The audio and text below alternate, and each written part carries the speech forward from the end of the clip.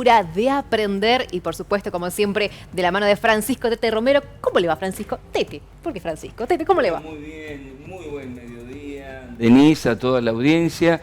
Hoy nos vamos a meter con Barranqueras, su historia, cuna industrial del Chaco y, ¿por qué no?, también en el futuro lo puede llegar a ser, porque ya lo fue y tiene condiciones para hacerlo. A ver, la historia de Barranqueras. Ahí arrancamos con imágenes. Nos metemos con Barranqueras y sus imágenes. Barranqueras debe su nombre a las barrancas, a la formación irregular de la costa, que en ciertos momentos produce elevaciones, el agua va erosionando y así se forman las barrancas. Estamos en presencia de una embarcación que se llamó Mianovich, la anterior o la posterior es Dodero, porque ya en la década del 20 había dos empresas navieras que cubrían Asunción, Corrientes, Barranqueras, Buenos Aires, Corrientes, Barranqueras.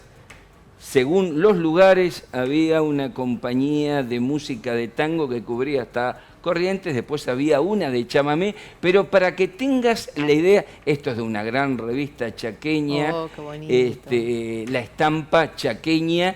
Fíjate vos, esa es la nota por la cual se dice Barranqueras, tercer o cuarto puerto de la Argentina en la década del 30. Después de Buenos Aires, Rosario, Santa Fe, estaba Barranqueras. ¿Y por qué es la importancia? Vamos a ir pasando. Porque Barranqueras ya en el año 1907 tiene la primera línea ferroviaria. El tren llega al Chaco conectando Ferrocarril Francés, Santa Fe, conectando Resistencia, Barranqueras, transporte de carga de madera, sobre todo industria forestal, y llegaba hasta la Sabana, que era el lugar del sudeste del Chaco, que también era muy de producir lo forestal. 1907, dijo, ¿no? 1907, Bien. Ya para 1912, vamos a verlo más adelante, teníamos 3 líneas ferroviarias. ¿Por qué? Porque ese era un momento, la década del 10, la década del 20 y la década del 30, de instalaciones, de industrias. Esa es una imagen de las primeras grúas que tuvo el puerto de Barranqueras ya en la década del 40. Esas son grúas que se instalaron en el mismo momento, marzo de 1941, cuando se produjo el primer vuelo comercial al Chaco. Claro. Un hidroavión acuatizó en el riacho Barranqueras, Río Paraná se llamaba el hidroavión, y ¿quiénes lo trajeron? Los hermanos Aldo y Efraín Boglietti, que tenían ya Chaco Tour. Ese es el vaporcito, y ahí mirá, un forá, un auto forá está atravesando el puente elevador que te llevaba directamente al vaporcito. Recordemos que recién el 25 de mayo de 1973 se habilitó el primer día, yo pude pasar, tenía 10 años, por el puente Hablame Chaco de histórico, ¿no? Corrientes. Claro, claro. Y mirá lo que es eso. Año 1933, Chaco ya hace 10 años era primer productor nacional del algodón. El gobierno nacional dice Junta Nacional de Granos. ¿Y dónde? En el territorio nacional, Chaco, que es el primer productor nacional del algodón. ¿A qué se dedicaba? Ese edificio existe todavía. Se dedicaba al acopio y a la comercialización del algodón. El Estado Nacional fijaba un precio, compraba a los productores y hacía la exportación. Ahí estamos viendo las primeras grúas. Había barcazas además que ayudaban para esa producción. Si vemos en las próximas imágenes, vamos a ver ya el movimiento industrial. Bueno, el mapa con las 3 líneas de ferrocarril. Mirá. 1907, Ferrocarril Francés, Santa Fe de Trocha Angosta. Segunda línea, 1912, el Ferrocarril Rural Dodero. Y tercera línea, Ferrocarril Central Norte Argentino. Los 3 ya en 1912 transportaban la producción de toda esa zona del sudeste del Chaco, donde estaban radicadas las distintas industrias, directamente al puerto de Barranquera, de ahí tren, barcazas, para transportar la producción, madera y algodón. Ese es el momento histórico de 1907, parte de resistencia. Esa es la, fíjate vos, esa era la casa Gabardini. Mira vos, exactamente. Sí. Parte el tren de Trocha Angosta, Sí. parte desde allí y se va directo a Barranqueras. 17 de mayo de 1907. Este ya es el ferrocarril Central Norte argentino. Estamos hablando de imágenes Históricas. antiquísimas, Sí, sí, sí. pero para 1912 el Chaco tenía una red ferroviaria de 3 ramales que pasaban por Barranqueras porque era el centro logístico, allí donde tenía un puerto, pero también donde había industrias, y vamos a ver, este es el rural, ahí ves el rural.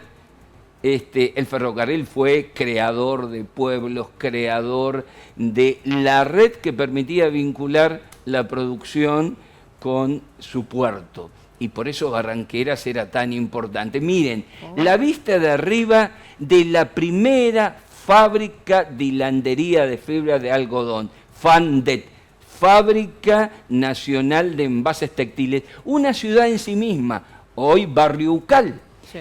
4.000 obreros, 1944, venían de Corrientes, de Paraguay también, y se creó entonces un barrio obrero para los empleados y para los trabajadores. Hasta 1961, mirá la confección, 4.000 trabajadores en Barranqueras en el año 44. ¿4.000 trabajadores? 4.000 trabajadores, por eso venían de Paraguay. Mirá y vos. venían de Corrientes, pero era en un momento donde Barranqueras tenía más de 12 industrias, entre ellas Anderson Clayton, que era de comercialización del algodón, la bodega Yol, la Fabril Financiera, Coduti Hermanos, Varela Hermanos, fábrica Molinos Río de la Plata. Estamos hablando de aceiteras que producían sobre la base del algodón, de hilanderías, de comercializadoras. Estamos hablando de 12 industrias en Barranqueras que daban valor agregado, Codial también estaba, valor agregado a la producción del Chaco. ¿Cuándo? Entre la década del 30 y la década 40. Mirá, ahí está lo que es actualmente el barrio Ucal. Fábricas en sí mismas de producción de valor agregado, como también la Fabril, la aceitera. Sí. Y además, por eso se hizo la primera ruta en el Chaco. ¿Cuál? La 9 de julio. Nació en 1909, se rellenó, 1925 se inauguró la 9 de julio. De la plaza central hasta el puerto de Barranqueras. ¿Por qué? Porque tenía La que conectividad. vincularse Claro. la obra pública con transportar de la mejor manera la logística para la producción y para el puerto. ¿Tenemos todavía la Junta Nacional de Grano? Sí. Hoy es Colono, sociedad anónima, porque en 2011, pasó de la nación a la provincia. Y hoy es importante lo que fuera la Junta Nacional de Grano, porque es un centro de acopio y embarque de lo que llega de producción. Tenemos el ferrocarril y tenemos la hidrovía Paraná-Paraguay. Por lo tanto, la logística está, el puerto está, necesitará más o mejores trabajos, pero esto que siempre hablamos de ponerle valor agregado a la economía primaria del Chaco, esto ya se hizo.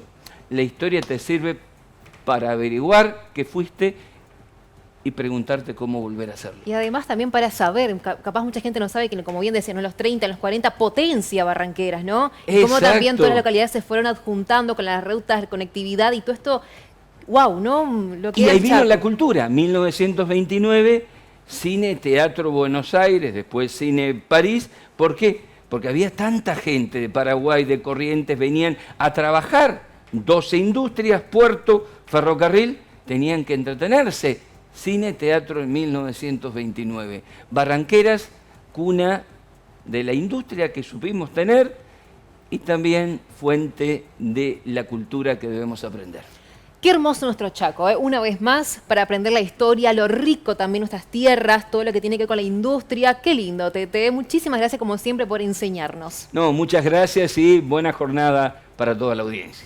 Y ahí tenemos, ¿no?, un poquito más de historia acerca de nuestra tierra, nuestro Chaco tan querido, para aprender, en este caso, en esta oportunidad, de Barranqueras.